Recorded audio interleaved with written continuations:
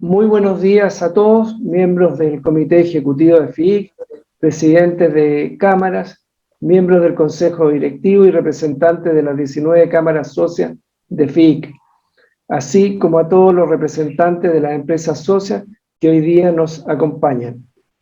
Antes de iniciar con la presentación de IFIS, quisiera saludar y agradecer a don Alberto Undurraga y a Ignacio Corcuera, de la consultora Futuro 3030, por el apoyo y gran trabajo realizado junto a esta comisión de IFIS durante este periodo. Como ya estamos en la hora, vamos a iniciar con la presentación de la comisión de IFIS y le damos la palabra a don Iván Cechet para que nos presente su informe. Adelante, Iván. Buenos días a todos, un gusto volverlos a encontrar en este espacio. Vamos a compartir ahora cuáles son las actividades que hemos desarrollado en este último semestre. Un segundito.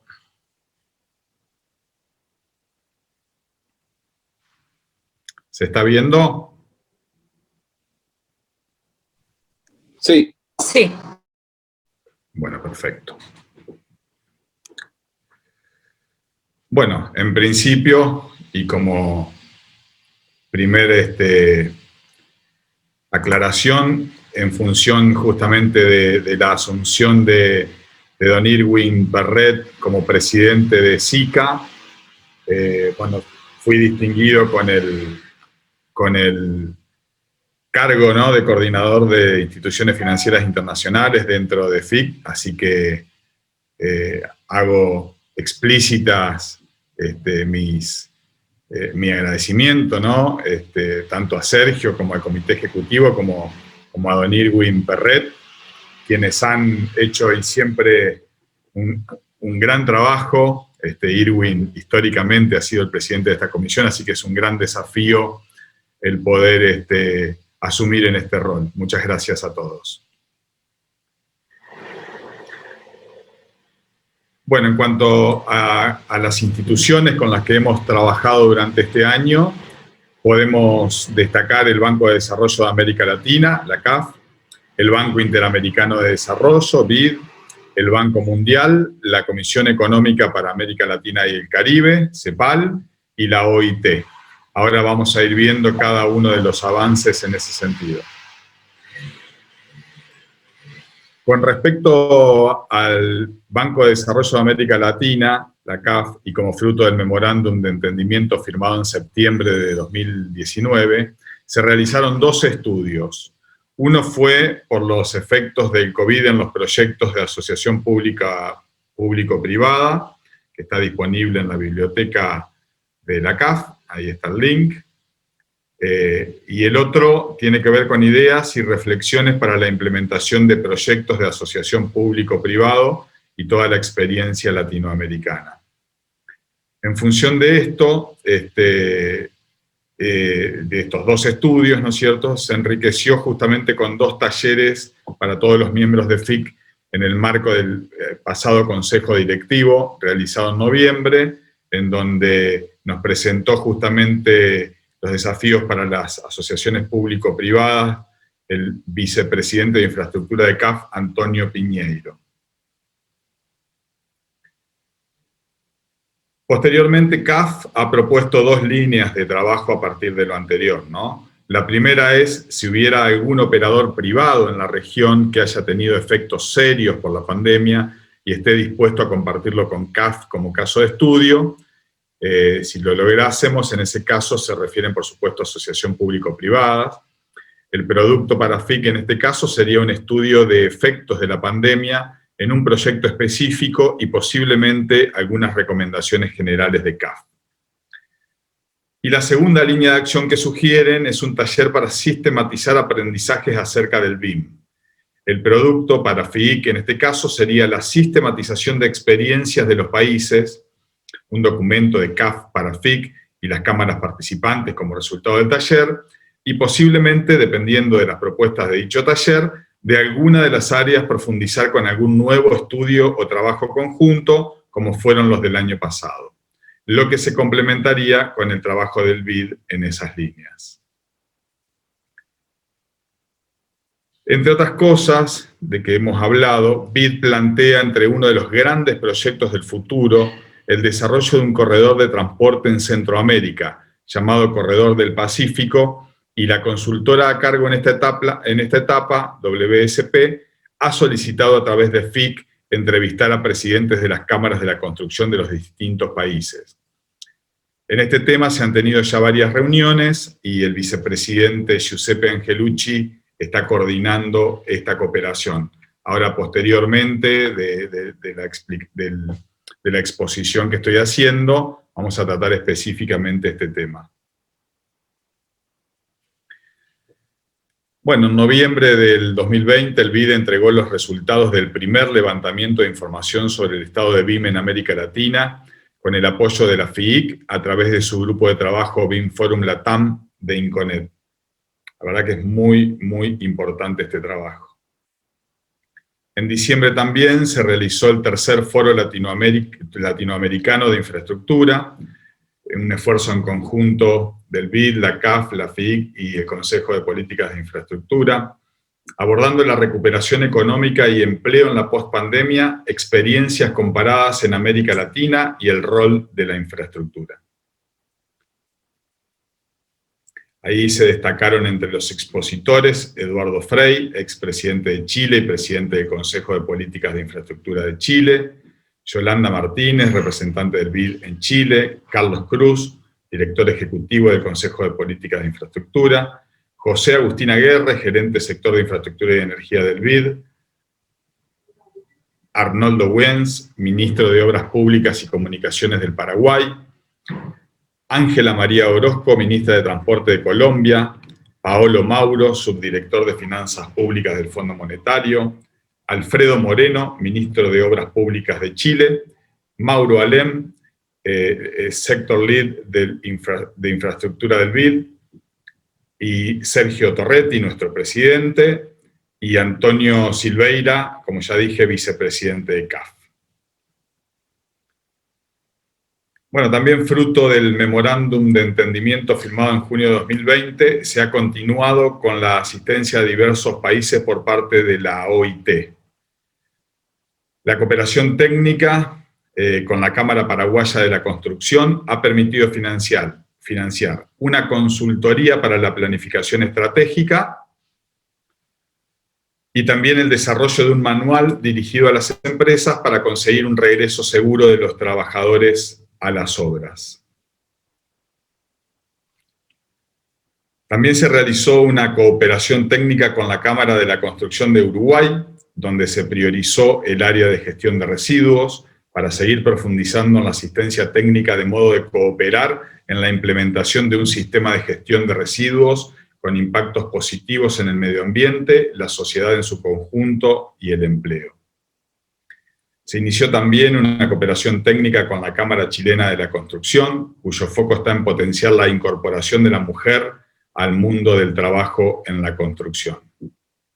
También se inició una cooperación técnica con la Cámara Argentina de la Construcción en la temática de transformación tecnológica en las empresas constructoras y su impacto en el empleo sectorial, desafíos y cursos de acción. Con respecto a la CEPAL, o Comisión Económica para América Latina y el Caribe, la misma realizará un estudio que tiene como objetivo fundamental estudiar los impactos de la inversión pública y privada sobre el crecimiento de los ingresos fiscales, para calcular los multiplicadores del gasto público en infraestructura para América Latina y su impacto en los ingresos fiscales. CEPAL ha obtenido una partida presupuestaria adicional que permitirá contratar nuevos especialistas para desarrollar dicho estudio. En ese contexto, la CEPAL ha solicitado a más cámaras que se sumen al proyecto, recopilando información referida a su respectivo país, lo que claramente tendrá como mayor resultado un efecto multiplicador para una región ampliada. Con respecto al Banco Mundial, se mantiene el relacionamiento en vistas a los temas de interés mutuo, innovaciones en técnicas de construcción, calidad y precios, sustentabilidad y asociación público-privada. Bueno, eso es todo, es el trabajo del último semestre. Les agradezco muchísimo y quedamos a disposición.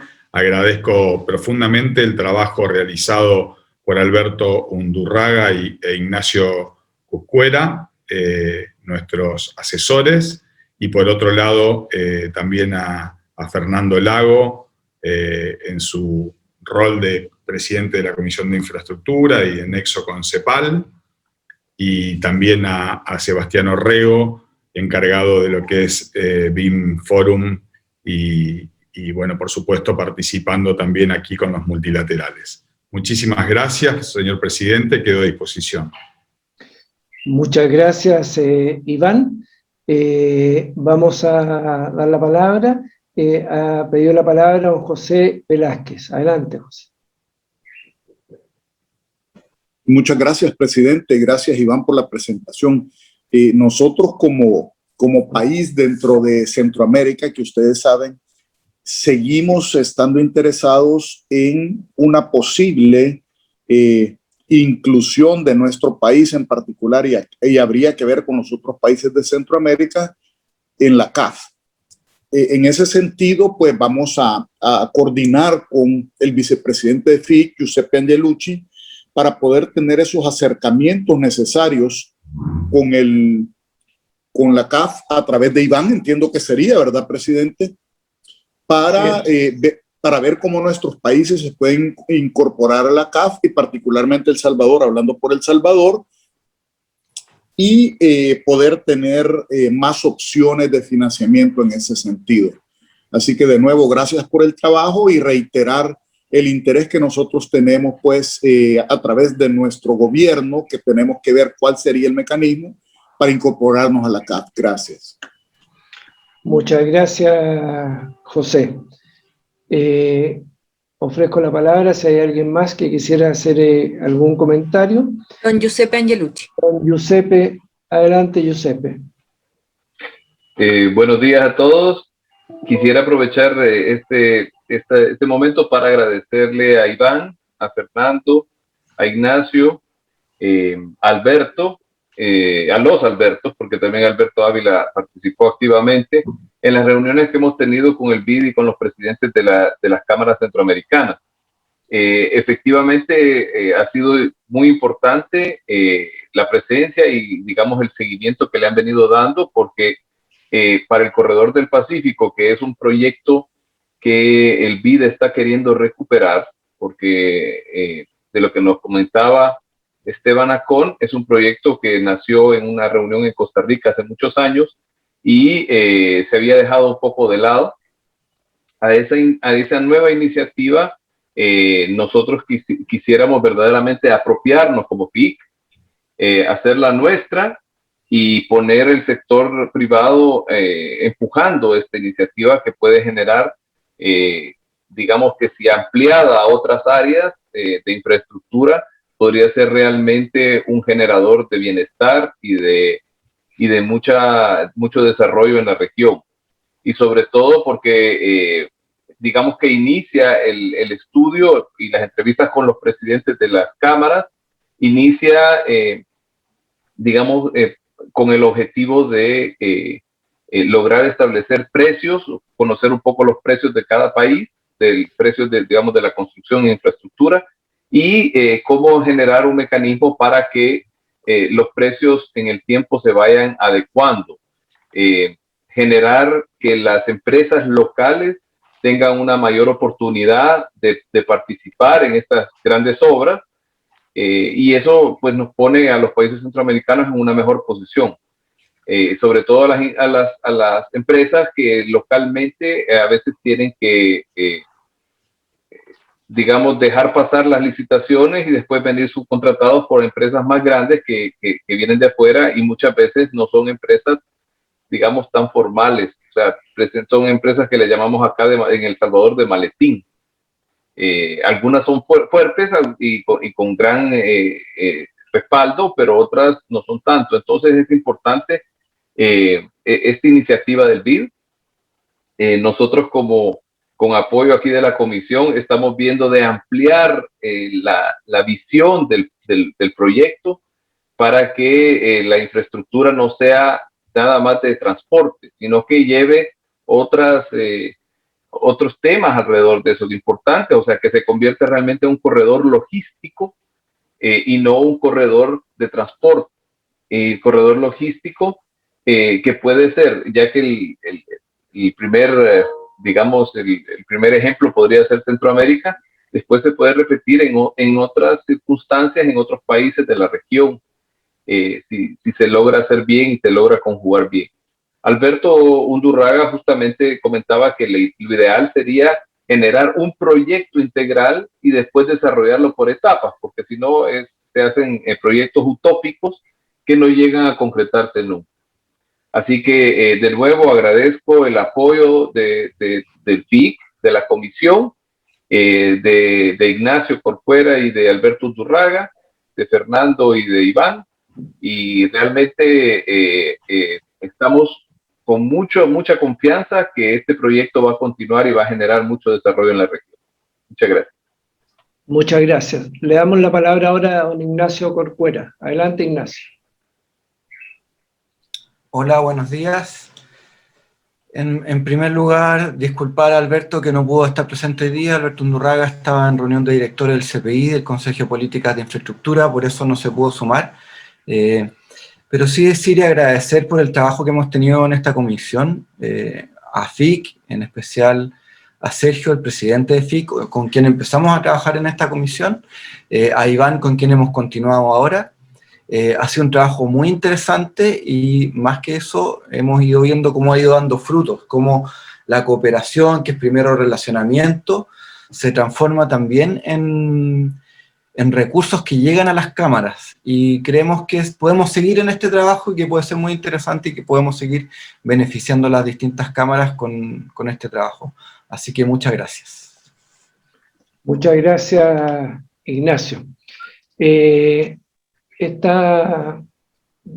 Don Máximo Norato. Don Max, adelante, le doy la palabra.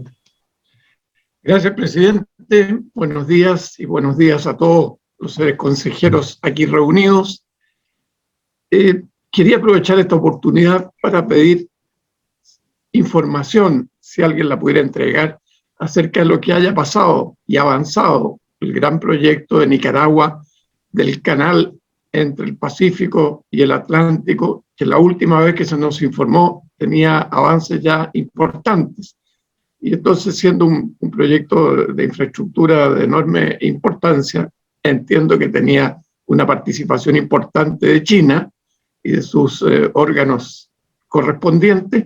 Creo que estando hablando de este corredor interamericano, que también es sumamente importante, este otro que yo menciono es para que nos pusieran un poco al día con el avance de dicho proyecto. Gracias, presidente. Muchas gracias, don Max.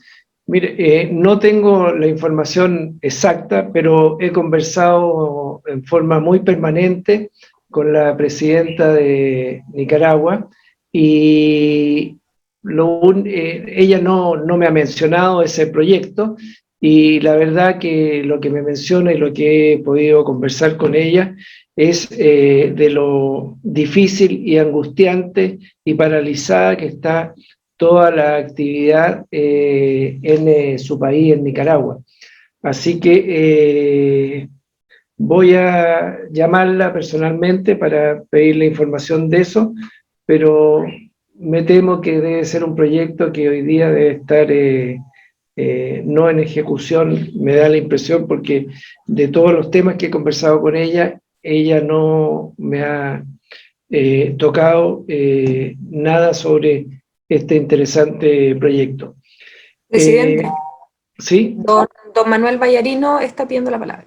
Ya, don Manuel, adelante.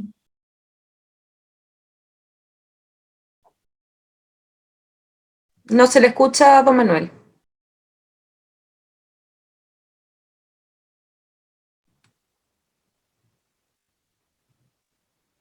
No se le escucha. Le damos la palabra a don Fernando Lago mientras se reincorpora don Manuel. Fernando. Les comento, les comparto la última información que yo tenía del canal de Nicaragua, que tiene quizá un par de años. Ese era un emprendimiento firmado con un empresario chino que asumía la inversión, apoyado obviamente por los bancos chinos. Incluía, digamos, además del canal, un ferrocarril y áreas logísticas en puertos en los dos océanos. La última versión que teníamos es que estaba avanzando los aspectos de 2 centros logísticos en cada uno de los océanos, no recuerdo los nombres. El tema del canal y de la conexión ferroviaria estaba demorado, sin elementos concretos. Eso es lo que recuerdo, digamos. Muchas gracias, Fernando, por la información. Como les decía, este tema del corredor del Pacífico es realmente un tema que consideramos de mucha relevancia. Como Consejo Ejecutivo hemos decidido, digamos, darle todo el impulso que como FIC le podamos dar para coordinar las distintas instancias.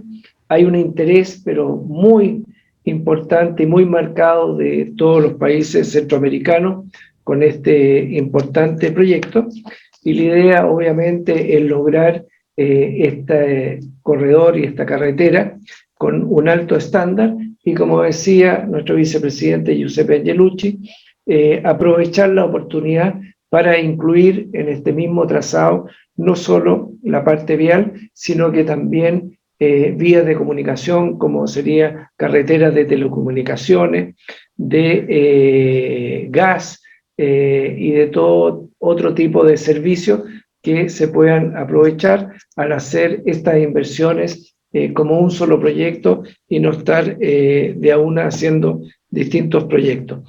Así que es un proyecto de nuestra máxima importancia y tenemos todo el interés y hemos estado tratando de liderar con fuerza este importante proyecto. Don Manuel, no sé si ya... ¿Me escuchan? Ahí sí, adelante. Yo nada más quería contribuir que por la información que se ha tenido en Panamá, los chinos hace más de año y medio o más decidieron no construir el canal y pasaron a otras cosas como lo que se mencionó antes, a lo mejor unos puertos en ambos océanos con ferrocarril, etcétera, que eso lo más probable no se va a realizar tampoco. Por consiguiente, el canal por Nicaragua está totalmente descartado porque la persona que dijo que iba a poner 55 billones de dólares con un movimiento económico que existió en China perdió más de la mitad de su fortuna y por consiguiente el gobierno dijo que no iba. Si eso le sirve de algo, esa información. Por supuesto, y concuerda, digamos, con las informaciones indirectas que señaló Fernando y que he tenido yo de parte de la presidenta de Nicaragua. Muchas gracias, don Manuel. Bueno, para ir terminando este primer informe de... ¿Sí? Don Iván Sech tiene levantada la mano. Ah, perdón, Iván, disculpa. Adelante, Iván. Muchas gracias, presidente. No, solamente acotar a todo lo que usted ya ha dicho con respecto a este importantísimo proyecto. Tiene algunas características que son muy importantes para FIC y para los países miembros, ¿no? Una es que el financiamiento, si es del BID, básicamente y en función de que se hace digamos, es una obra que atraviesa diferentes países, acota el riesgo, justamente el riesgo país de cada uno de los países miembros de esta obra, ¿no? Entonces, esa disminución es importante para el éxito del proyecto en general. Así como también otro de los puntos que tenemos que tener en cuenta es que el proyecto podría ir más allá de cualquier ciclo político de justamente cada uno de estos países. Lo mismo también la cooperación técnica que se va a tener que dar, digamos, indudablemente entre ellos. Y por último, será una contratación que va a generar un estándar de transparencia seguramente en todos estos países, ¿no? Motivos por los cuales los países salen muy beneficiados, y nosotros como FIC, por supuesto, tenemos que también estar, como usted ha mencionado, justamente interactuando con todos ellos y ser un interlocutor adecuado para el éxito de este proyecto. Nada más. Muchas gracias, Iván. Don Máximo Norato, adelante. Gracias, presidente. Es una moción de orden que quiero hacer en razón de que parece que este capítulo de la reunión de la mañana estaría terminando, y me anticipo para lo que queda de reunión con lo que quiero plantear.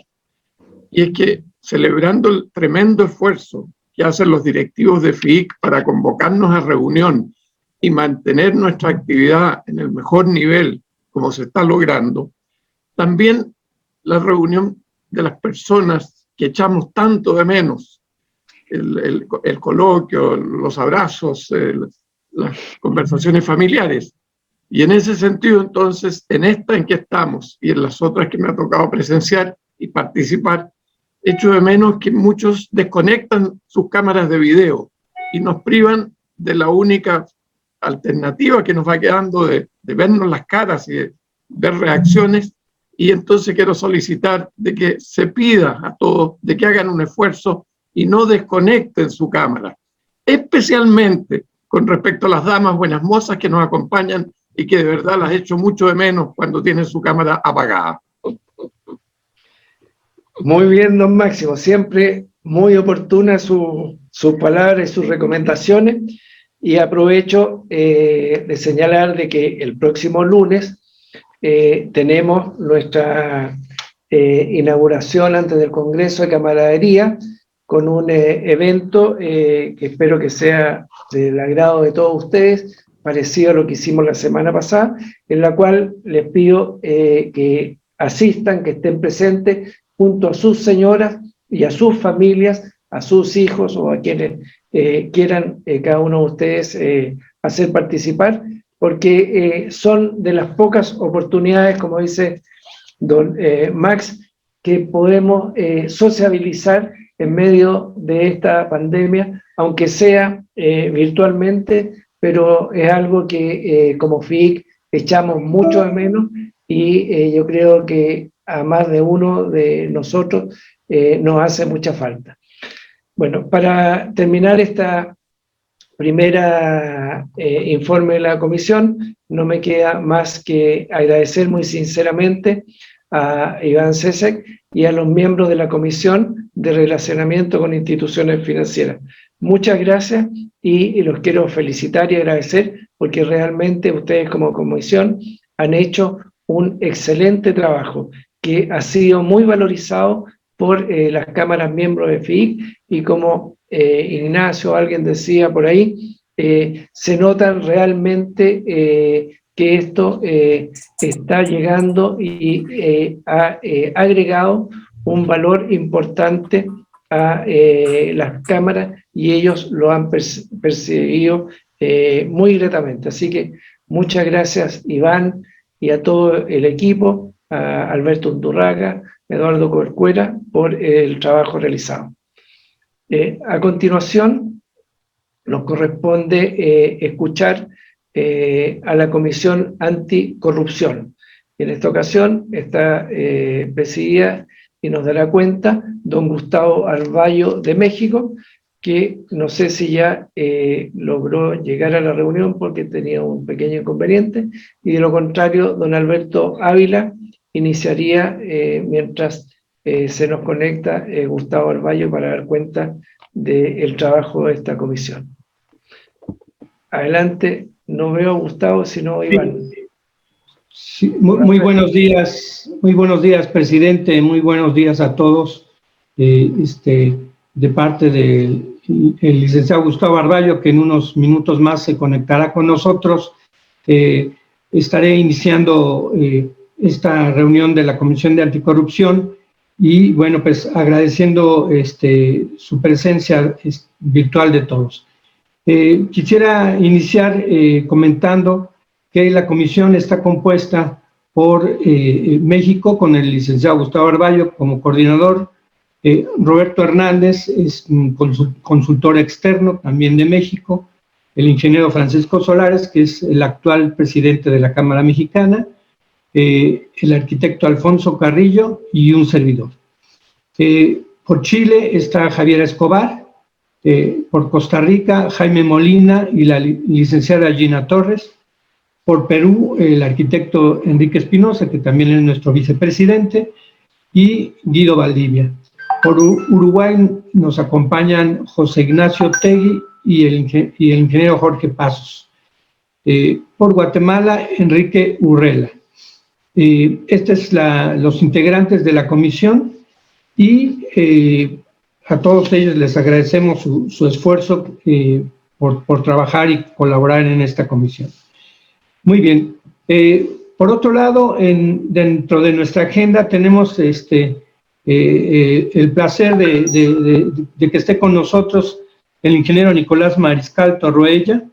Voy a dar una pequeña semblanza de él para los que no le conocen puedan tener conocimiento. El ingeniero Nicolás Mariscal es ingeniero civil por la Universidad Iberoamericana, tiene una maestría en Administración de la Construcción por Stanford, ha colaborado en la Sociedad de Ingenieros y Arquitectos CIASA, fundó la empresa Comar, actualmente funge como presidente del Consejo de Marnos, empresa fundada en 1954 en la que ha liderado por más de 40 años. Miembro del World Economic Forum, del grupo de los 50, G50, la Unión de Empresarios Mexicanos, Consejo Empresarial de América Latina, la CEAL, y la Organización de Directores Ejecutivos, Chief Executive Organization, la CEO, consejero de afianzadora Acerta, Aurora Solar, Emerging Markets Forum, el Consejo Estratégico Franco-Mexicano y Inter-American Dialogue.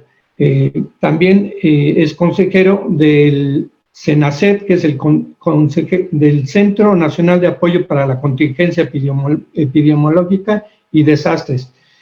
La Junior Achievement, que es una organización dedicada a la formación de jóvenes en temas de economía y empresa, e Inter-American Foundation, ha sido coordinador y vicepresidente de Responsabilidad Social Empresarial de la Cámara Mexicana de la Industria de la Construcción y participa en la Asociación Anticorrupción Partnership Against Corruption. En 2020 fundó junto con la Universidad Iberoamericana la cátedra Construir para el Bien Común y el Desarrollo Sostenible. Bueno, con estas palabras le doy la bienvenida al ingeniero Nicolás Mariscal para que pueda darnos su ponencia del día de hoy.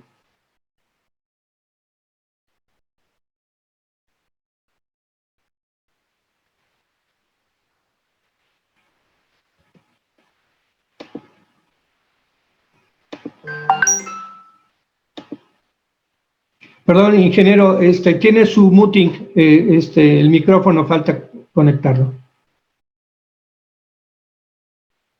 Estaba yo distraído, disculpe. Ahora sí, ya está. Pues gracias, Alberto. Muchas gracias, Alberto, por esta introducción y esperamos también que se una Gustavo en un momento más, porque estoy muy agradecido también con él, porque también él me invitó a participar en esta reunión con Gustavo Arballo. Y Sergio, pues muchas gracias, Sergio Torretti, de haberme dado este espacio, ¿verdad? Aquí, para mí, esta invitación, el espacio que me dan, pues ya es una larga carrera, ¿verdad?, profesional en mi vida, y la responsabilidad social ha sido un eje transversal, ¿verdad? Ya llevamos por más de 5 generaciones de nuestra empresa familiar de construir, ¿verdad?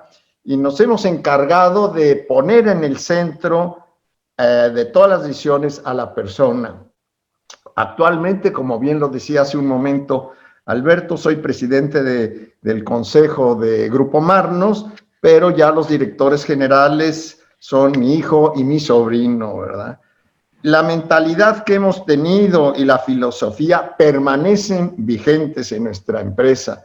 De hecho, fue un gran honor y un gran privilegio, y quiero decirlo aquí en esta reunión, de haber sido reconocido, como recordará Sergio y varios de ustedes con los que estuve ahí en Chile en el año 2019, porque fue precisamente la FIC la que nos nombró a nosotros, a Marnos, como la mejor empresa en responsabilidad social, como lo están viendo aquí en la gráfica, hasta el año del 2019 al 2021, como lo ven aquí. Así que, pues, muy agradecido, Sergio, muy agradecido a todos de que, pues, hubieran nombrado a Marnos. Posteriormente a eso, la visión se ha fortalecido, en especial durante el año atípico que vivimos. Ha sido un año, pues, muy atípico, ¿verdad? Como respuesta al COVID-19, hemos implementado medidas y estrategias para proteger a las personas.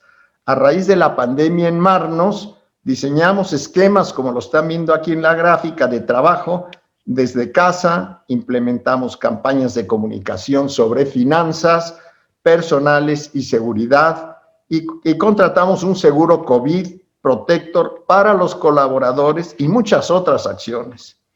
En los centros de trabajo aplicamos protocolos de limpieza, higiene y prevención, y otorgamos también equipos de protección para los empleados. Entregamos apoyo a la estabilidad económica de nuestros colaboradores al conservar los empleos y el pago integral de salario. Ha sido difícil de conservar los empleos, pero los hemos conservado. Asignamos un presupuesto para cubrir el pago de pruebas COVID-19. Gracias, Gerardo. Diego, gracias, Gustavo, por estar aquí con nosotros. Bienvenido. Gracias, Nicolás. Adelante. Bueno, como les decía, asignamos un presupuesto para cubrir el pago de pruebas COVID-19 con centros privados a fin de identificar sospechosos y preservar la salud de nuestros colaboradores. Son solo algunas de nuestras acciones como empresa, pero ahora hablaré de mi involucramiento personal.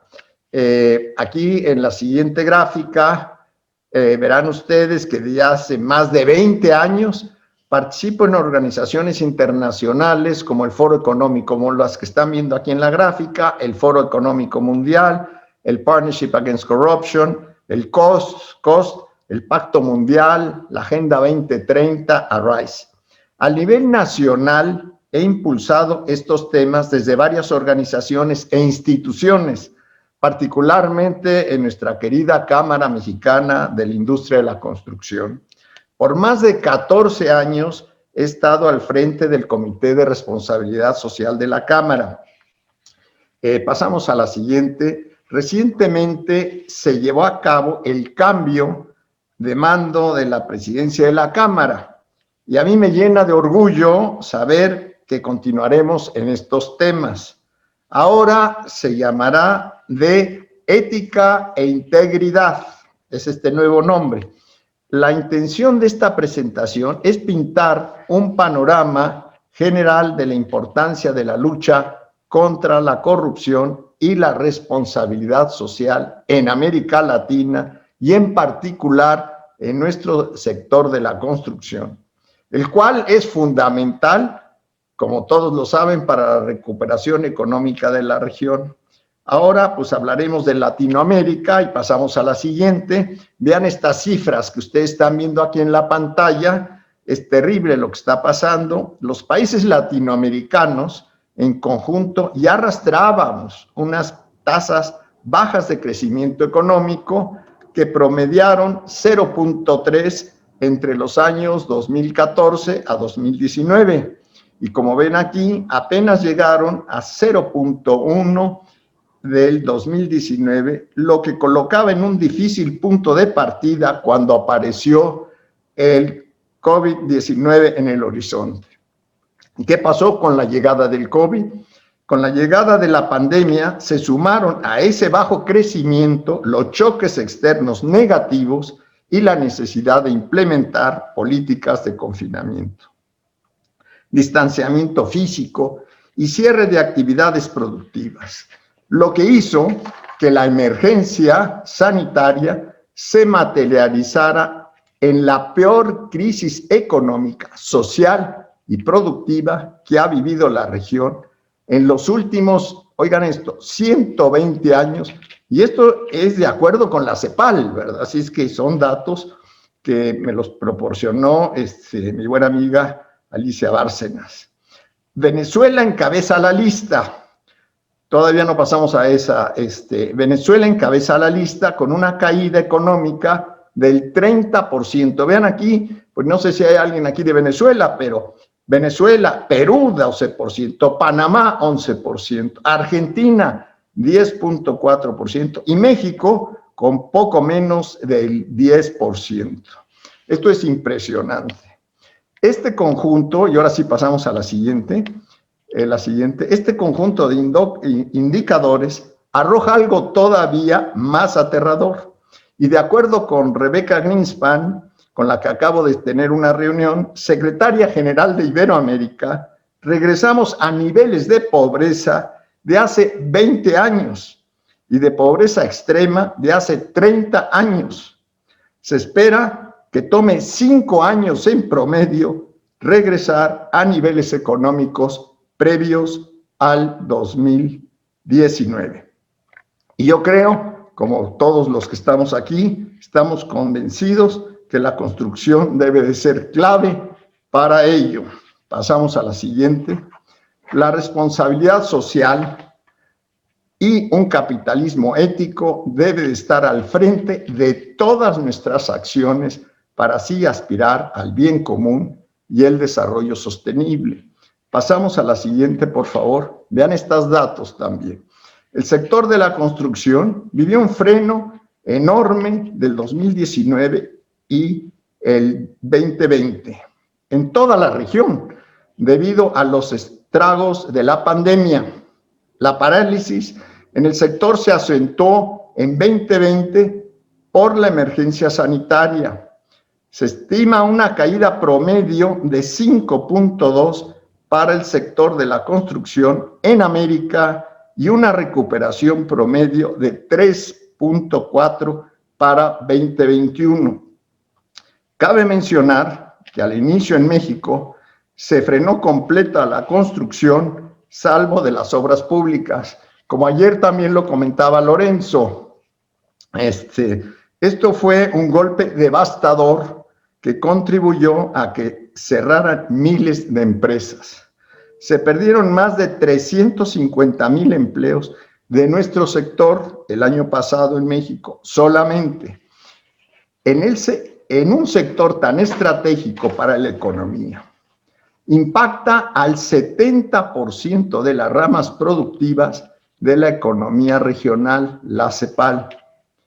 Por ello, los 3 órdenes de gobierno tendrían que impulsar los proyectos de construcción con la aceleración de trámites, desde aquellos que se realizan en viviendas familiares hasta aquellos que implican la edificación de departamentos, centros comerciales o cualquier otro inmueble, y colocar al centro el desarrollo urbano sostenible tiene que ser una obligación para cualquier ciudad, en especial para la metrópolis como la Ciudad de México.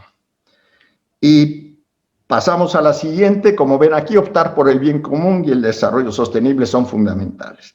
Pero pasamos ya al tema de la corrupción y el narcotráfico.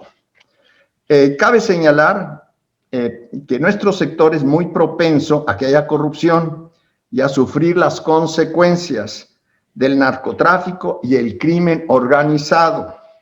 De acuerdo con el Fondo Monetario Internacional, aproximadamente el 2% del PIB mundial se pierde cada año. El 2% del PIB mundial se pierde cada año por corrupción y sobornos.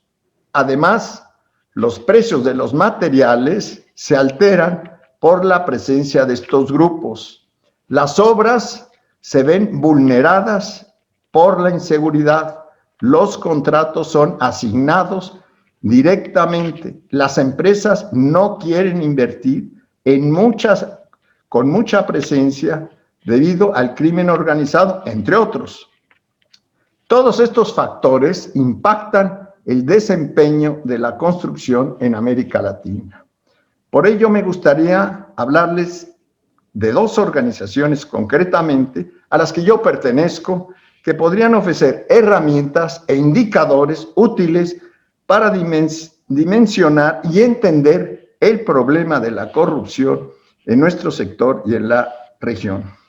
Como bien decía Gustavo el otro día, ayer, decía que pues ya tengo rato yendo al Foro Económico Mundial. Sí, ya llevo 23 años. La edición de este año fue virtual. Me hubiera gustado, Gustavo, haber ido presencial, pero en este caso fue virtual y pues así estamos todos. El título de la reunión fue un año crucial para reconstruir la confianza. El título de la reunión, lo repito, fue un año crucial para reconstruir la confianza. Tenemos que trabajar todos los sectores unidos con un solo objetivo: recuperarnos como sociedad en todos los sentidos. El deseo del profesor Klaus Schwab, fundador de este grupo, era generar conciencia en los empresarios y en los líderes globales sobre la importancia de promover un capitalismo que, al tiempo de velar por los intereses económicos, consideren todos los aspectos afectados por sus acciones. Pasamos a la siguiente. Esta filosofía la ha denominado stakeholder capitalism, no la anterior, o un capitalismo enfocada en los grupos de interés. Pues ya saben cuáles son todos los grupos de interés, ¿verdad? Tenemos hasta los competidores, todos relacionados con la toma de decisiones de las empresas. Asimismo, esta filosofía empata con una organización que tiene presencia en Latinoamérica, que es la UNIAPAC, que es la Unión Cristiana Internacional de Ejecutivos, y que está en toda Latinoamérica, y varios de ustedes me han comentado que pertenecen ahí en la FIC a la UNIAPAC. Su filial en México es la Unión Social de Empresarios Mexicanos. Son organizaciones de empresarios sin fines de lucro que promueven la visión y la aplicación de una economía que sirva a la persona y al bien común de la humanidad. Pasamos a la siguiente. Los participantes de Davos nos reunimos para explorar las perspectivas de lo que vendrán para todo el mundo y compartir mejores prácticas para avanzar en indicadores en tres campos: el ambiente, como lo están viendo acá, el social y gobernanza, aquí está en inglés, que es ESG, que por sus siglas en inglés se refieren Environmental, Social y Governance. Desde la trinchera en la que nos encontremos, debemos buscar este tipo de acciones con objetivos claros y medibles. La semana pasada, esto acaba de suceder, tuve la oportunidad de participar en una reunión virtual muy pequeña y exclusiva del web del Foro Económico Mundial, en donde participaron ministros de muchos países. Algunos que yo recuerdo fue el de infraestructura de Sudáfrica, por ejemplo, una ministra de Nigeria y el ministro de Desarrollo de los Emiratos Árabes Unidos, entre otros. Y allí esa reunión estuvo liderada por el profesor Klaus Schwab y mencionó 6 puntos importantes que versaron sobre la importancia de recordar que los gobiernos por sí solos no tienen las herramientas para resolver toda la crisis. Necesitan de otros actores. También mencionó que vivimos en un momento de falta de confianza en el mundo. Hizo hincapié también sobre cómo utilizar la innovación y la sustentabilidad como pilares de la recuperación post-COVID-19. La tecnología, como todos lo sabemos, será esencial en torno a la recuperación, la reactivación económica, la innovación y la cooperación internacional. Algo que me preocupó fue la advertencia de que la disparidad social, la brecha digital, lo que le llaman el digital divide, y la polarización podrían propiciar guerras y conflictos entre los países. Hay que estar alerta, ¿verdad? Y bueno, pasamos a la siguiente. Aquí les voy a comentar de esta iniciativa que mencioné hace un momento, que ha sido, en la que yo he venido participando desde su fundación, que se llama el PACHI, en el web, que es la Asociación Anticorrupción, que por sus siglas en inglés es el Partnership Against Corruption, el PACHI. Este se fundó en el Foro Económico en 2004 para combatir la corrupción. Los fundadores somos líderes de las industrias de ingeniería y construcción, minería y ingeniería y energía, pero hoy día ya se ha extendido a todas las industrias, el gobierno, la academia y la sociedad civil. En 2016 aplicamos una encuesta aquí en México que exploró los principales desafíos y oportunidades para reconstruir la integridad y la confianza en los negocios y las instituciones. Asimismo, aquí en México, llevamos a cabo un taller organizado junto con el Consejo Coordinador Empresarial y la Función Pública. Y ojalá, pues, estando aquí en la FIC, que podamos replicar algo similar en más lugares de la región. Y paso a la siguiente. Ya también desde hace muchos años he estado involucrado en una iniciativa británica conocida como Construction Sector Transparency, como lo ven ahí, conocido más bien como COST, y lo cual pues ya está en muchos países del mundo, en todos los continentes, pero en América Latina, pues ya también, no sé, aquí quienes estén de Argentina, que a lo mejor los conocen, de Colombia, de Costa Rica, del Ecuador, de Guatemala, de Honduras, y Manuel Villarino están por allá también en tu tierra, en Panamá. Cuenta con una serie de herramientas para rendición de cuentas, transparencia y seguimiento a los procesos de adquisición y auditorías sociales. Es una iniciativa global, de transparencia en infraestructura. Cuenta 4 pilares: uno de divulgación y apertura, otro de trabajo multisectorial, un tercero de aseguramiento vía revisiones independientes, 4 auditorías sociales, y esto beneficia a las industrias y sobre todo a los ciudadanos. Yo he tratado de promoverlo aquí en México, pero todavía no lo hemos podido lograr a nivel federal. Sin embargo, ya hay 2 estados de la República Mexicana, Gustavo, allá uno en tu tierra, en Jalisco, ya ahí lo logramos, y otro en Nuevo León, trabajando con COST. Esto es tan solo un ejemplo de la importancia de considerar la transparencia y la rendición de cuentas en todos los procesos de las obras públicas y las adquisiciones con las empresas. Y ya nada más para terminar, pues ya no les quiero quitar mucho tiempo.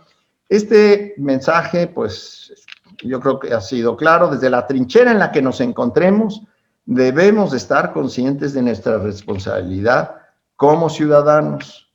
No estamos solos ni aislados.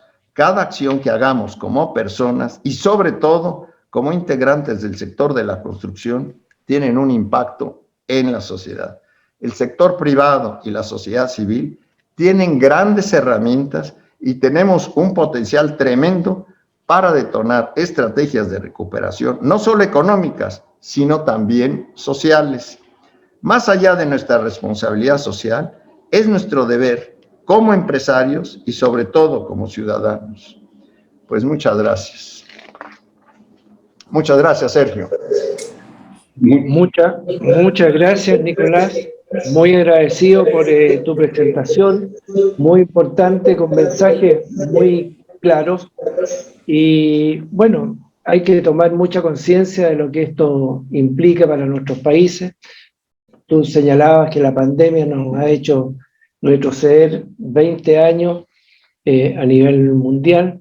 El impacto de la corrupción con un 2 o sobre un 2% del PIB mundial son temas obviamente muy serios que nos llaman a no solo reflexionar, sino que estar luchando y tomando acciones sobre este interesante tema.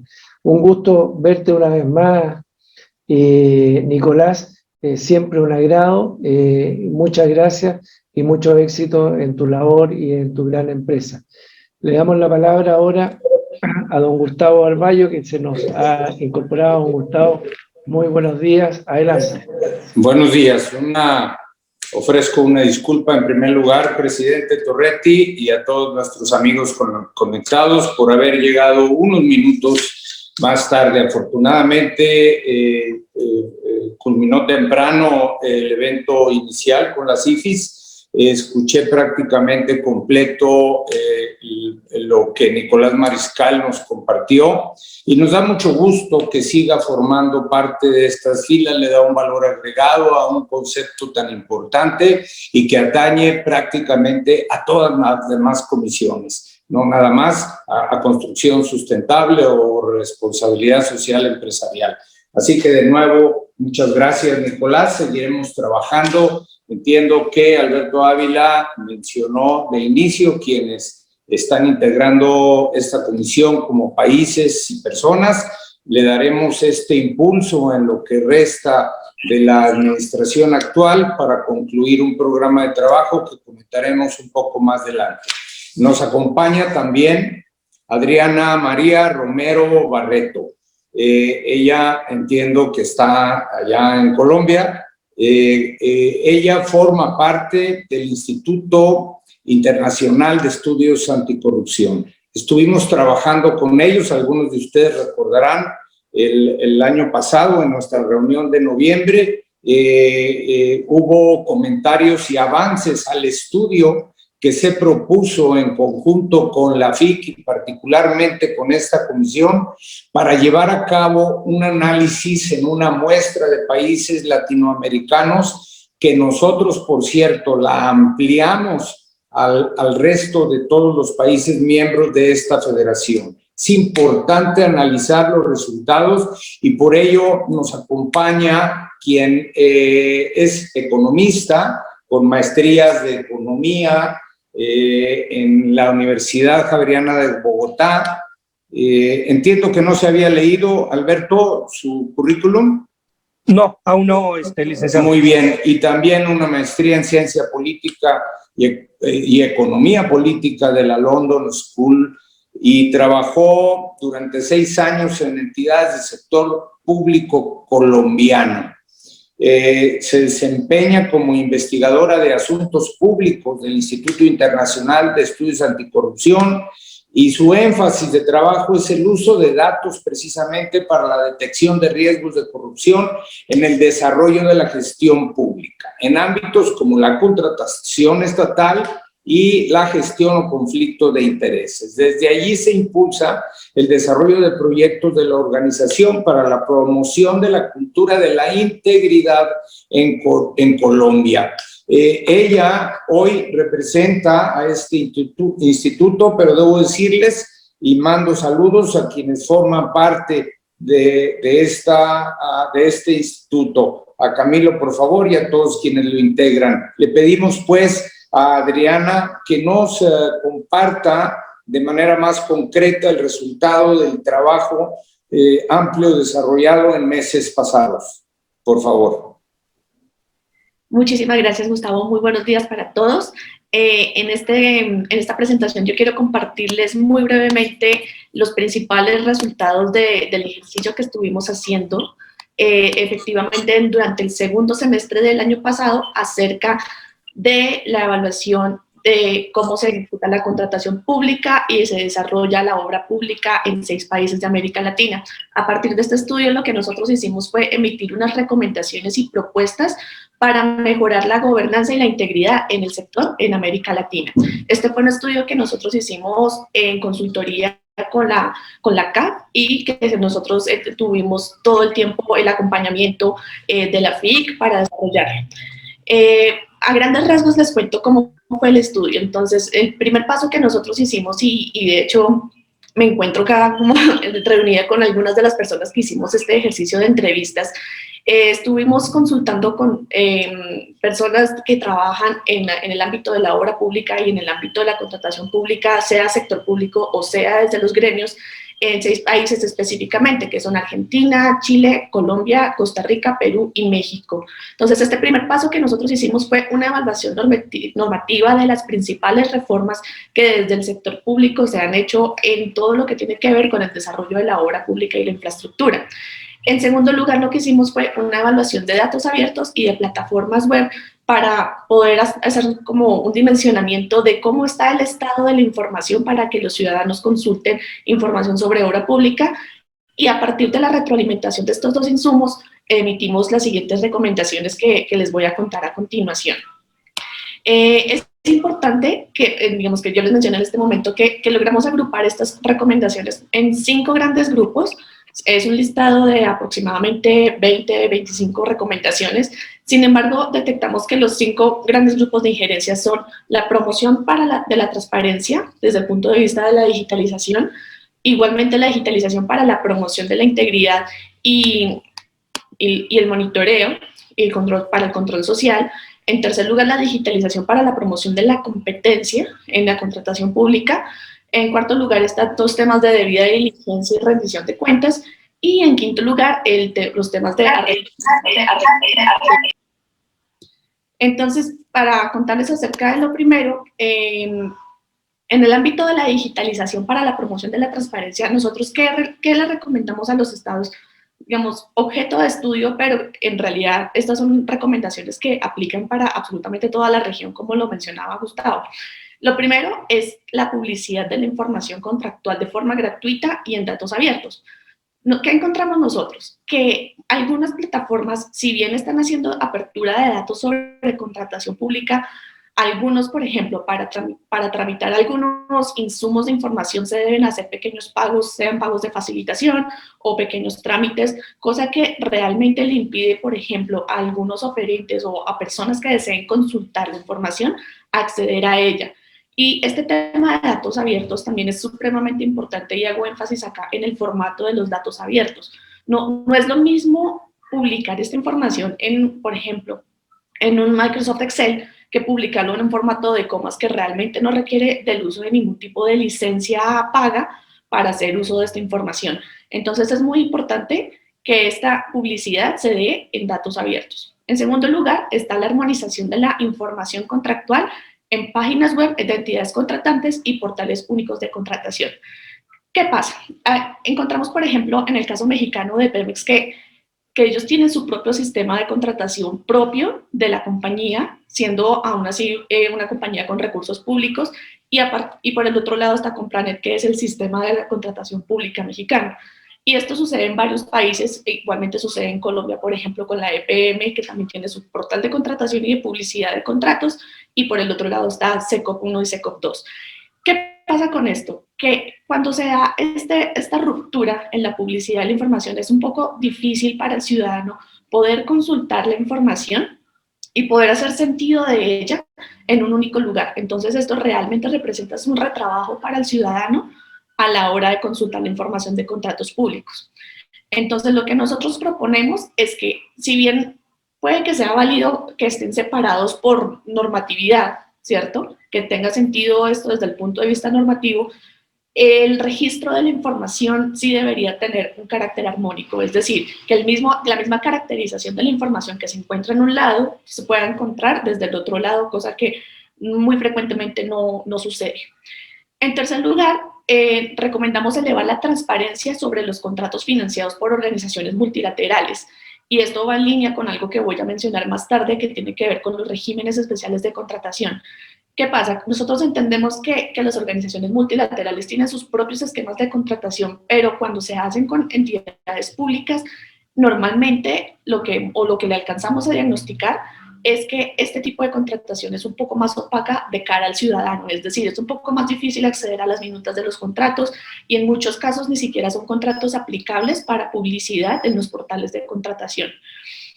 En cuarto lugar, encontramos o recomendamos eliminar barreras de visualización de los portales de contratación o de datos abiertos y aumentar el acceso a documentos verificables.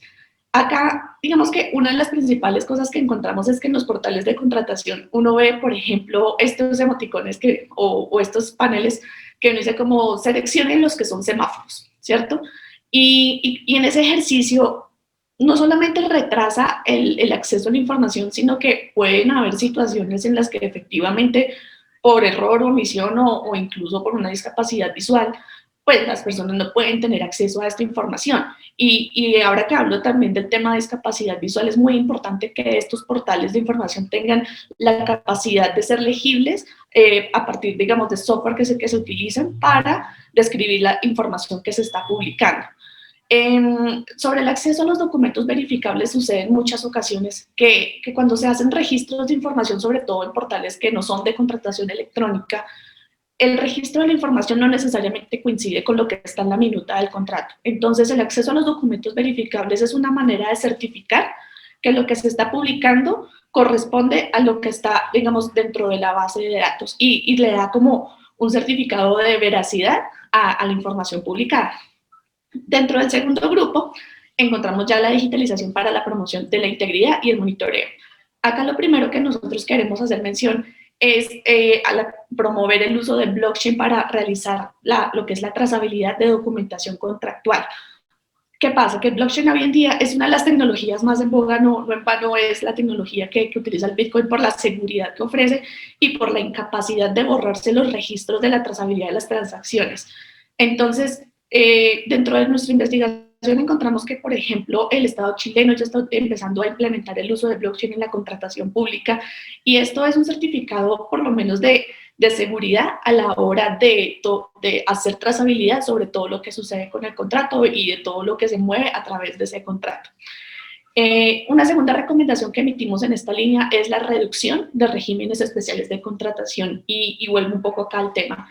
Por lo menos en lo que encontramos en Colombia puntualmente, pero también sucede en otros estados, es que existen entidades que puede ser porque son sociedades de economía mixta o porque son entidades con alguna particularidad, tienen unos manuales de contratación que son específicos de la institución y que no necesariamente están alineados con el régimen de contratación nacional o federal en algunos casos.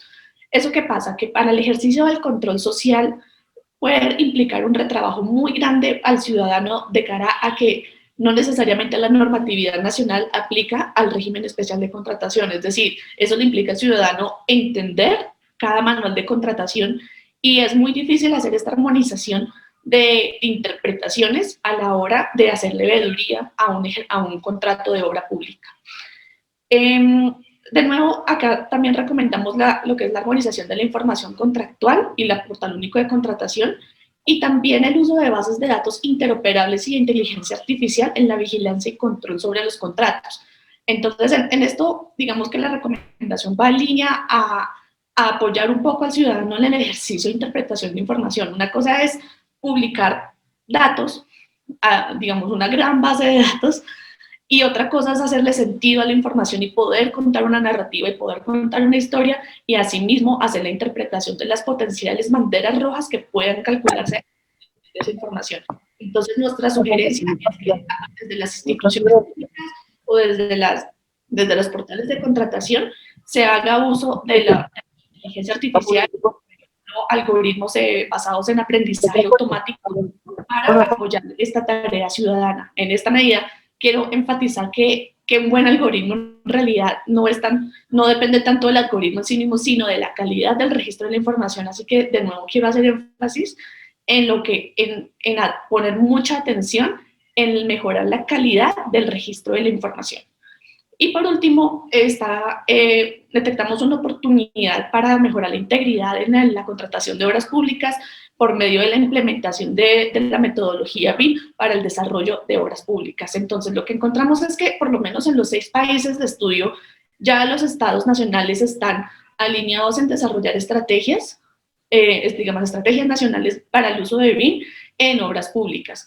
En algunos lugares está más adelantado que en otro, pero a lo que realmente quiero hacer referencia es que la utilidad del BIM puede ser muy alta en la medida que no solamente permite asignar roles y en este ejercicio, en esta medida el ejercicio de rendición de cuentas sobre las responsabilidades de cada rol ya tiene un doliente directo y este tipo de monitoreo permite que hayan menos riesgos de corrupción, así como hacerle trazabilidad a cada uno de los gastos de costos de materiales, dependiendo, pues, desde luego del uso BIM del que estemos hablando. Entonces, aquí la recomendación es que los estados promuevan la generación de estándares BIM para el uso de obra pública y que esto esté acompañado de una estrategia digital que permita que los portales de contratación pública y los portales de, digamos, de gestión de la información de los modelos de la información generada por BIM puedan ser compatibles.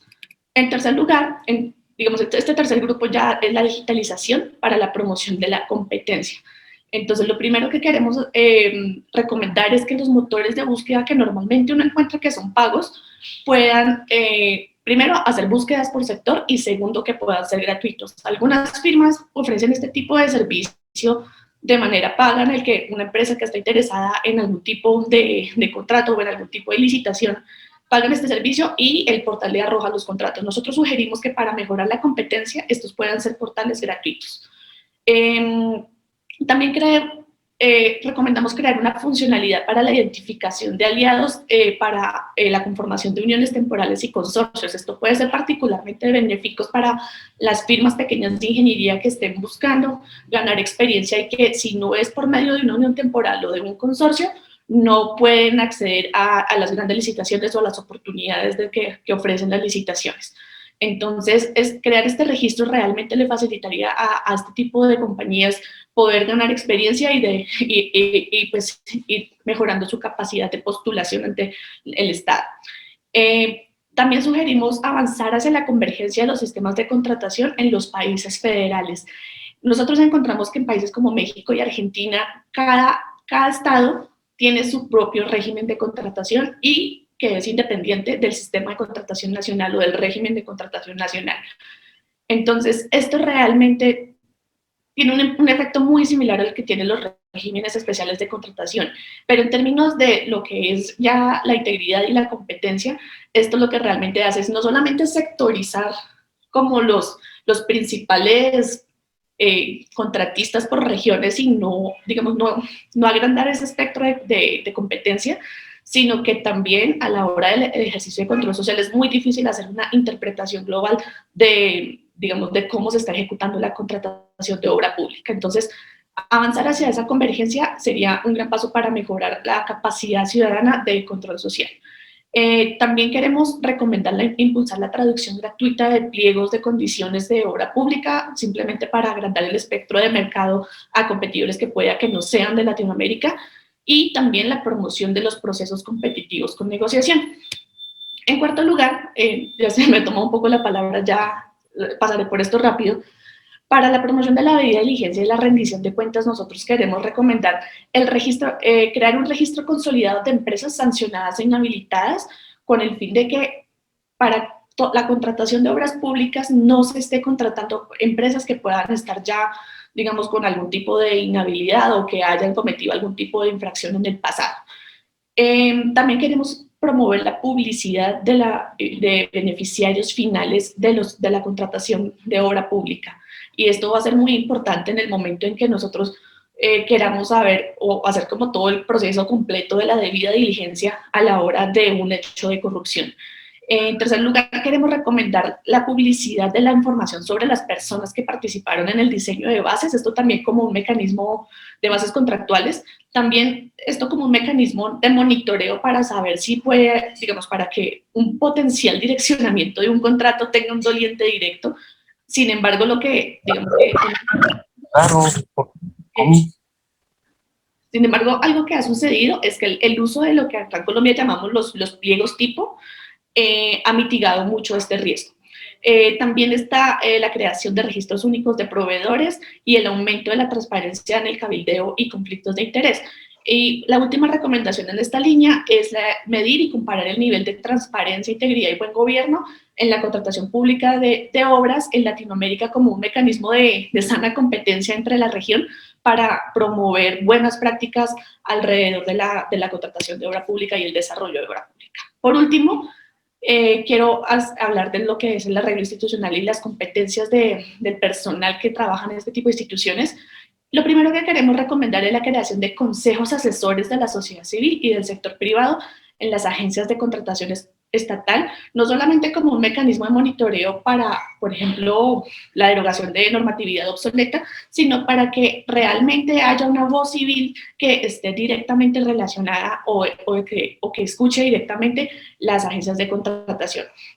También sugerimos la despolitización del nombramiento de cabezas de agencias de contratación estatal, todo esto con el fin de evitar el potencial direccionamiento también de contratos o la mala adjudicación de contratos a personas que pueden tener como intereses particulares o digamos, en beneficio de intereses políticos particulares.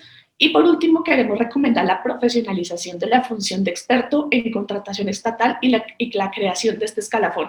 A nosotros, o sea, esto no es como, digamos, la existencia del rol del oficial de contratación, sino que sea una persona, digamos, lo imaginamos como un rol similar al que existe en Estados Unidos, que sea una persona completamente dedicada al 100% a, digamos, la administración de contratos de obra pública digamos, desde las agencias de contratación.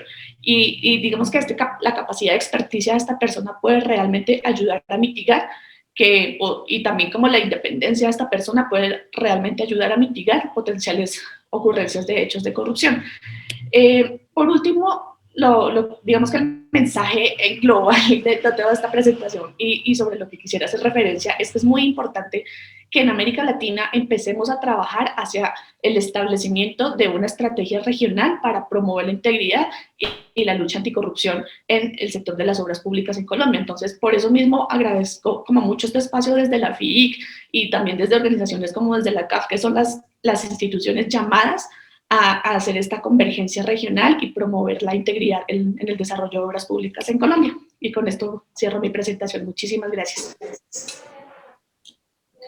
Muchas gracias, Adriana. Si me permites, presidente Sergio. Sí, adelante. Sí, muchas gracias. No podemos dejar de reconocer a la CAF como la entidad que costea o costeó en este caso todos estos estudios, de los cuales nos mostró de manera muy interesante Adriana. Si bien es cierto, como dije al principio, son 6 países como muestra, eso lo terminó la CAF. Nosotros como FIC tratar de hacer extensiva la investigación en los demás países para que luego podamos aterrizar y entrelazar las herramientas y los resultados. Un ejemplo de ello, ustedes vieron aquí, las plataformas como BIM. Lo que tenemos que hacer, y otra, la Liga Concos, la iniciativa británica que Nicolás Mariscal nos mencionaba. ¿Cuál es el propósito de poder entrelazar todo esto, poder concluir en algo para que no nada más cumplamos con un objetivo inicial de esta comisión, sino para que las cámaras en cada uno de sus países los puedan hacer uso con sus gobiernos principalmente? Aquí hay toda una serie de descripción de actividades, herramientas, etcétera, y ese será uno de estos propósitos. Muchas gracias de nuevo y un saludo a quienes integran, al resto, Adriana, el Instituto Internacional. Ahora, para concluir los trabajos de esta comisión, nos acompaña Roberto Hernández García, abogado de México, pero ampliamente conocido ya de todos. Nada más les recuerdo para omitir su amplio currículum, y ya lo conocen, él es presidente de la Sociedad Mexicana del Derecho de la Construcción, ha escrito como coautor 2 importantes libros de la construcción, uno de ellos enfocado a este tema de la pandemia que todavía estamos viviendo. Escribe también en revistas de prestigio especializadas en el tema del derecho de la construcción y es especialista en solución de controversias. Ha participado en paneles de obras importantes y emblemáticas, no nada más de México, sino en países principalmente de América Latina. En fin, es una gente que igual le genera un valor agregado a nuestra comisión. Escucharemos también su presentación, su ponencia, Sergio, y con ello estaríamos concluyendo. Ojalá que nos dé unos minutos si alguien tuviera algún comentario después de esta presentación.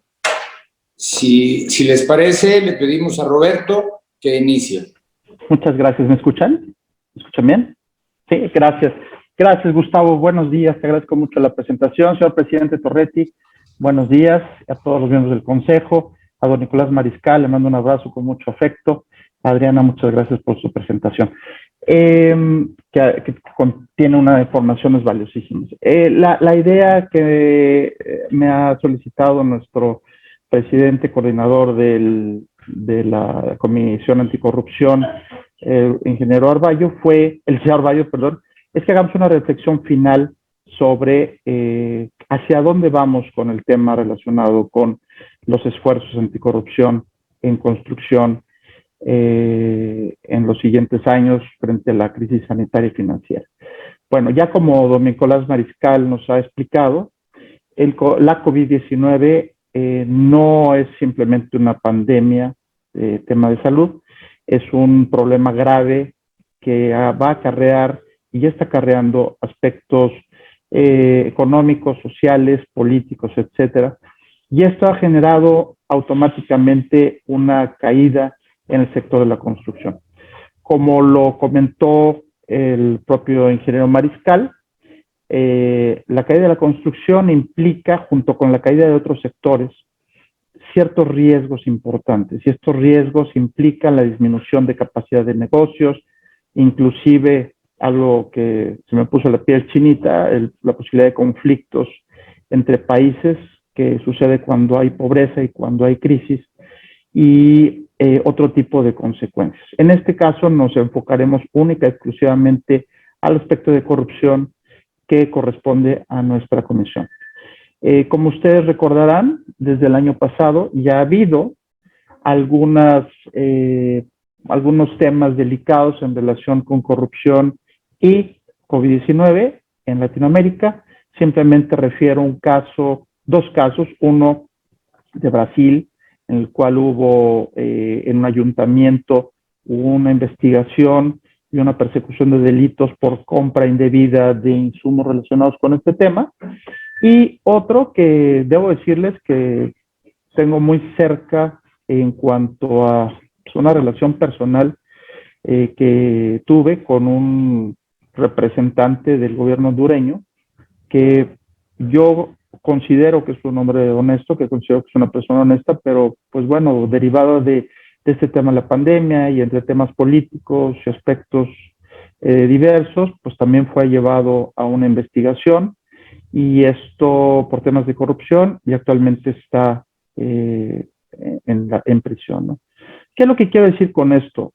Si bien son dos casos que salieron en la prensa y que son identificables, claramente estamos viendo ante esta gran falta de definición, esta incertidumbre, muchos eventos que pueden caracterizarse por ser irregulares y consecuentemente tener impactos a mediano y largo plazo.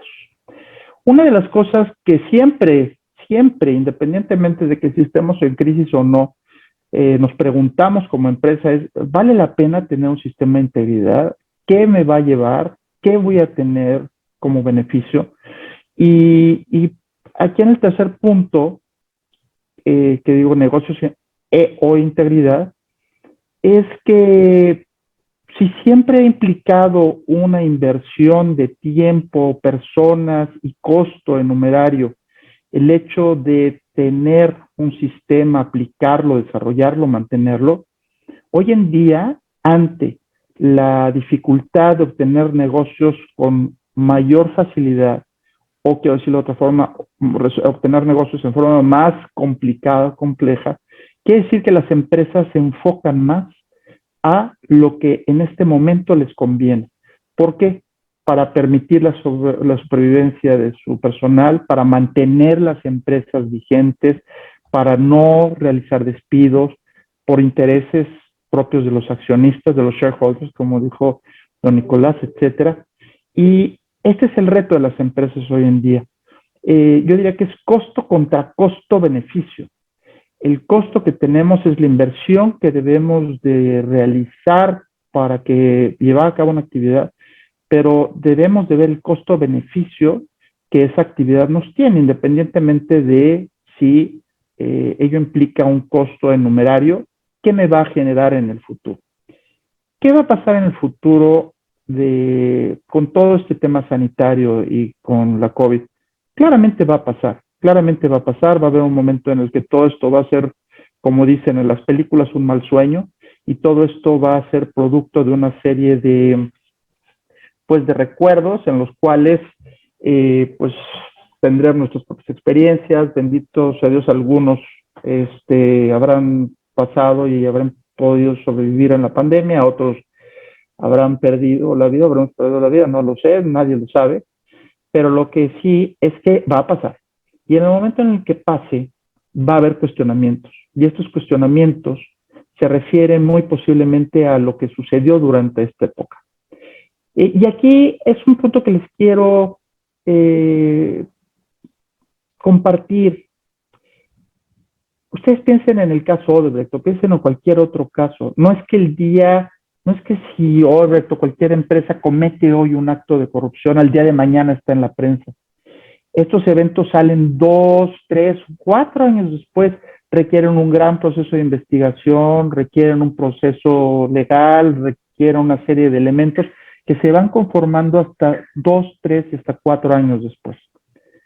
¿Qué va a pasar si el día de hoy tenemos una situación en la cual para obtener un contrato incurrimos en un acto de corrupción o de opacidad y eventualmente ganamos ese negocio, pero 2 o 3 años después, cuando ya todo esto haya pasado, inicia una investigación, tanto desde el punto de vista político, comercial o estrictamente legal, y en ese momento empezamos a tener problemas en nuestras empresas?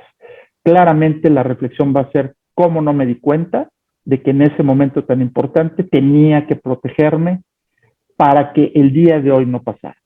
Y creo que eso es lo que debemos de reflexionar el día de hoy. Los antecedentes que nos compartieron don Nicolás y doña Adriana son fundamentales, porque no son temas que se den de un día para otro. Es el momento en el que realmente reafirmemos la integridad, en el que nos damos cuenta de que si bien necesitamos hacer negocios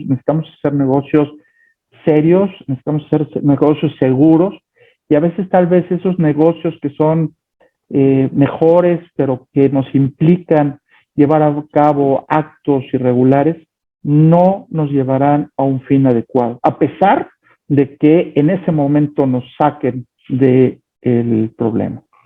La Comisión Anticorrupción de FIIC comenzó con la Declaración de Santiago, y a través del liderazgo de Eliseo Arballo, lo que hemos trabajado es precisamente que las acciones de la Declaración de Santiago se implementen.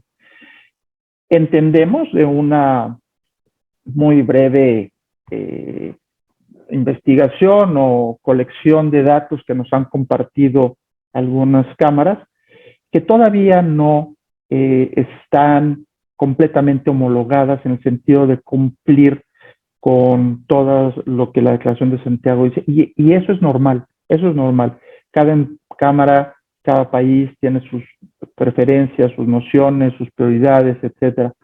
Y pensamos que lo importante, y reitero, esto es la instrucción del licenciado Arballo, es que en los próximos tiempos haya una comunicación muy estrecha entre las cámaras para que aquellas que tengan un mejor desarrollo de su sistema anticorrupción y de los principios de la Declaración de Santiago ayuden a aquellas que están rezagadas. Que no se entienda que las que están rezagadas están mal, que no se entienda que es que están retrasadas. No, dije rezagadas, no retrasadas. Y esto quiere decir que debemos como cámaras apoyarnos unos a otros para poder llegar a un mismo estándar de calidad. Esto nos permitirá también irnos fortaleciendo, irnos blindando, para que todas estas oportunidades, entre comillas, que se nos presentan en un momento tan complicado, no sean una tentación que nos lleve en algunos años a una situación de de decir cómo fue posible que no nos hayamos dado cuenta. La FIC es una organización que con su liderazgo seguramente transmitirá a las cámaras y a sus miembros esta importante necesidad de que todos en Latinoamérica debemos de ser parte de este esfuerzo, adicionalmente a los esfuerzos del sector público, que muchas veces no están funcionando. No debemos de manejarnos en el sentido de si un sistema de corrupción o no es mejor o no en cierto país, sino que sea una convicción propia de las empresas, de sus cámaras, para poder asegurar que nuestra vida futura es más segura y más eficiente y sobre todo que contribuye al beneficio de nuestro continente. Entonces, señor presidente Arroyo, yo aquí lo dejo. Muchísimas gracias a todos, los saludo con mucho afecto y pues espero que a todos estén muy bien y con salud.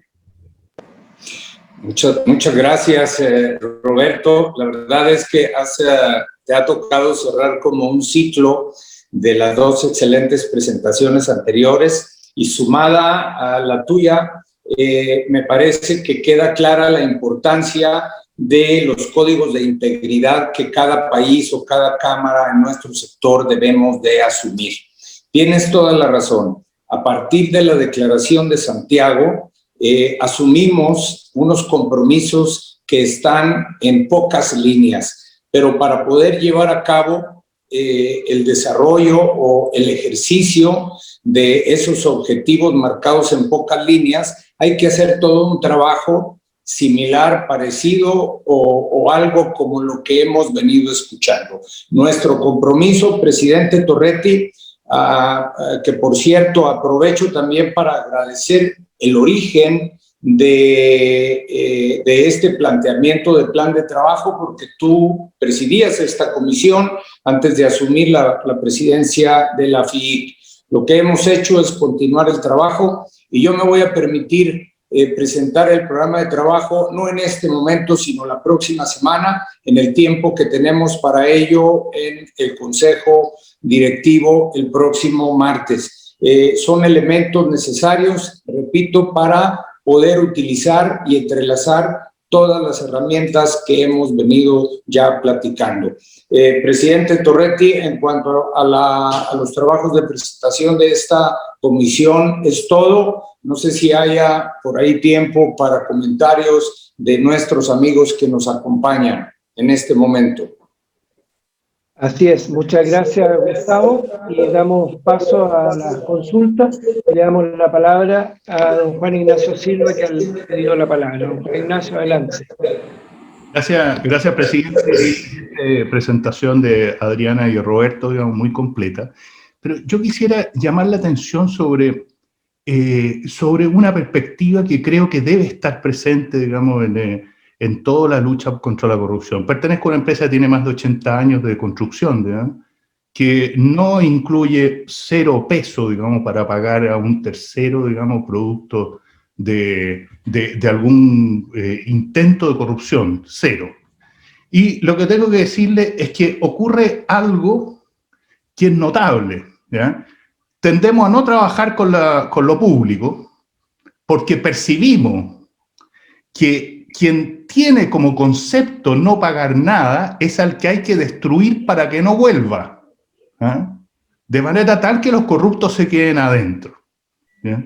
Entonces, creo que nos falta una hoja que de alguna manera diga lo que un funcionario público no debe nunca dejar de hacer, que es ser justo, aprobar lo que corresponde aprobar de obras extraordinarias y de adicionales de obra, ¿ya?, que sus notas no mejoran por el hecho de que no aprobó y después en un juicio fue y perdió cada una de las partidas por no haber sido equitativo, que el fisco no incluya dentro de sus reglas de que lo que no está en los proyectos, digamos, se considera que está incluido, digamos, por efecto de que el contratista presentó oferta.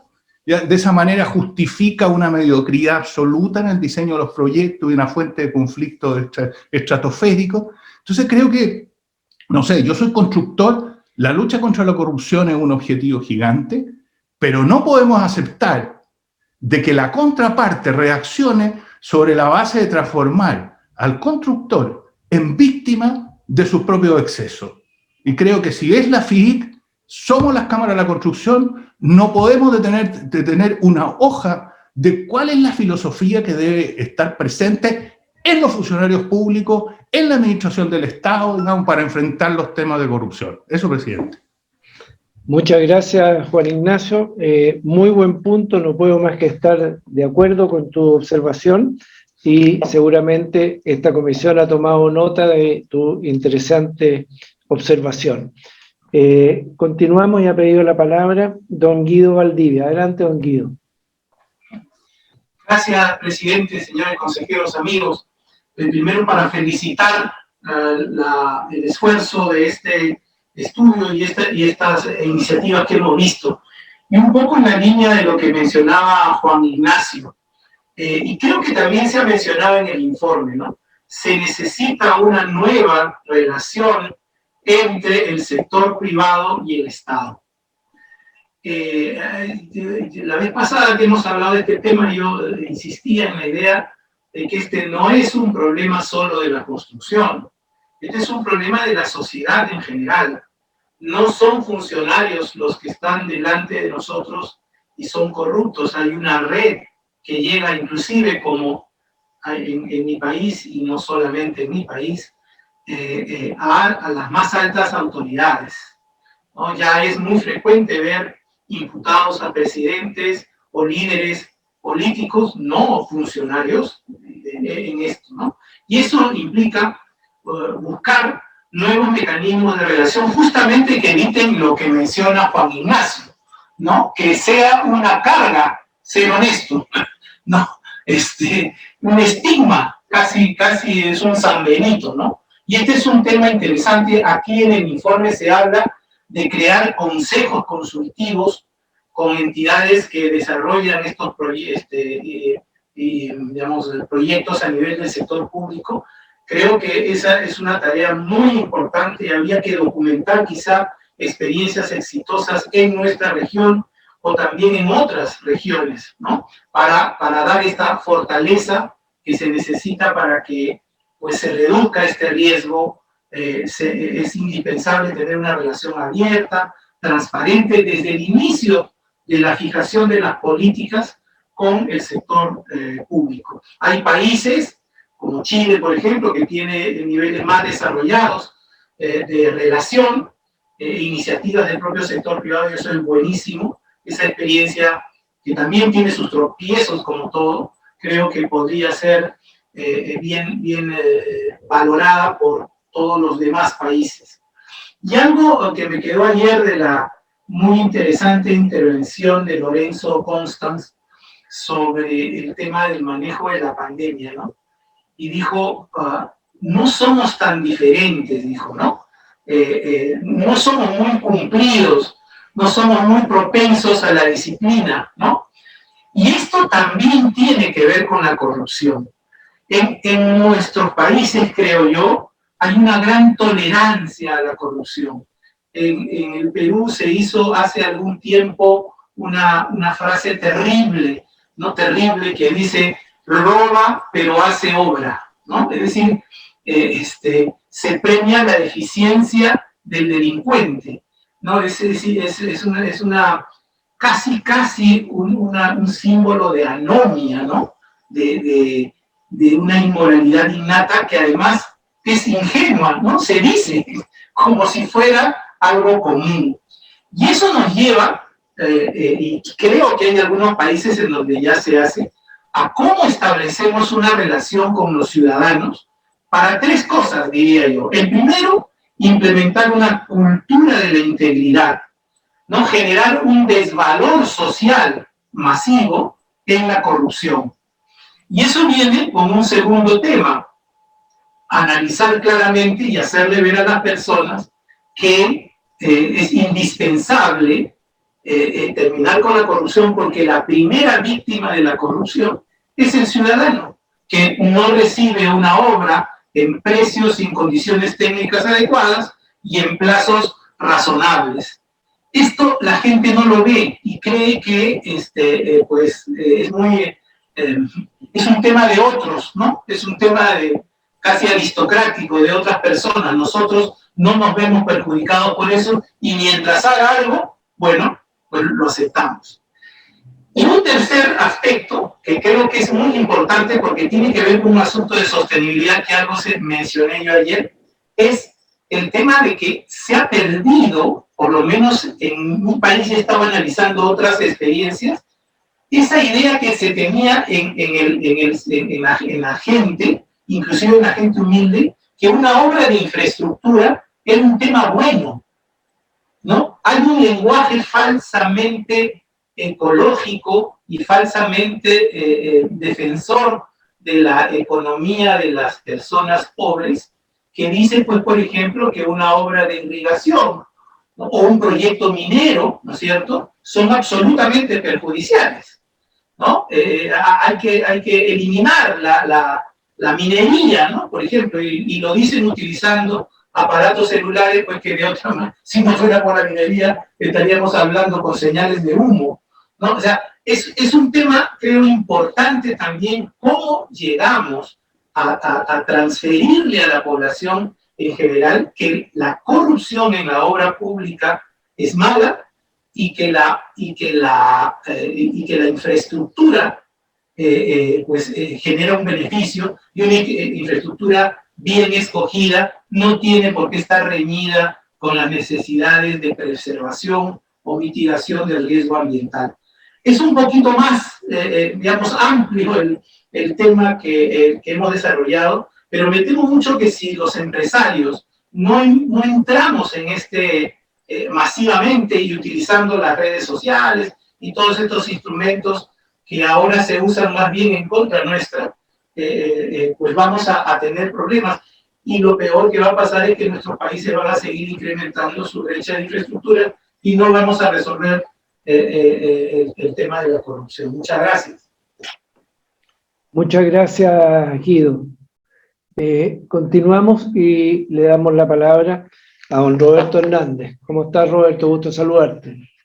Presidente, ¿cómo está? Muy buenos días, gusto en saludarlo, es un placer estar aquí. Yo quisiera hacer un comentario en relación a lo que, perdón, y con esto de los cuadritos es una cosa súper, creo que don Juan Ignacio hizo el comentario sobre el tema de los funcionarios públicos, estoy en lo correcto, ¿verdad? Sí. Yo creo que aquí hay un tema transversal complicado porque no solamente se refiere a la parte de corrupción pura, sino al autoritarismo que está sucediendo en muchos de nuestros países, y lo estoy percibiendo platicando con muchos compañeros, en el sentido del servidor público que más allá de que si quiere entrar a un proceso irregular, un delito, un cohecho, un soborno, simplemente por el ser hecho de ser servidor público y defender el patrimonio de la nación según lo considere, piensa que debe de rechazar todas las obras extraordinarias, no pagar estimaciones, hacer lo que sea necesario. Yo simplemente dejaría el planteamiento de que si bien esto raya en un punto político administrativo, también debería de considerarse como un elemento dentro de esa nota, que los servidores públicos, como dijo Juan Ignacio, deben de actuar con toda la legalidad, con la imparcialidad, y que eventualmente toda esta falta de imparcialidad y objetividad que lleva a un contratista desesperado a situaciones desesperadas, incluyendo el decir, bueno, ¿cómo quieres que lo arreglemos? Como decimos en México, ya eventualmente puede generar un tema de opacidad. Yo creo que el tema de la adecuada decisiones de los servidores públicos, su integridad y respeto a la ley, pero en respeto también a los intereses de los contratistas y los particulares, basado en lo que tienen derecho conforme a la ley, esto es una herramienta que evidentemente impide el tema de corrupción y eventualmente también, como dijo el propio don Juan Ignacio, o sea, se la pasan 10 años litigando en una corte, perdiendo, nada más para que a la última instancia les diga que sí. Eso ni les beneficia al Estado ni les beneficia a los particulares y esto crea un sistema completamente opaco.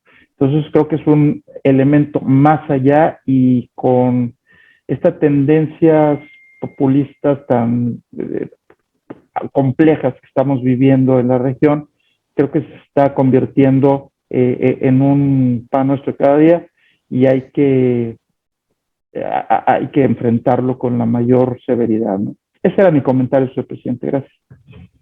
Muchas gracias, Roberto. No tenemos más preguntas. Estamos terminando nuestra sesión de hoy día. No me queda más que agradecer enormemente la presentación que nos han hecho de esta comisión, don Gustavo Arballo, don Nicolás Mariscal, doña Adriana María Romero y don Roberto Hernández.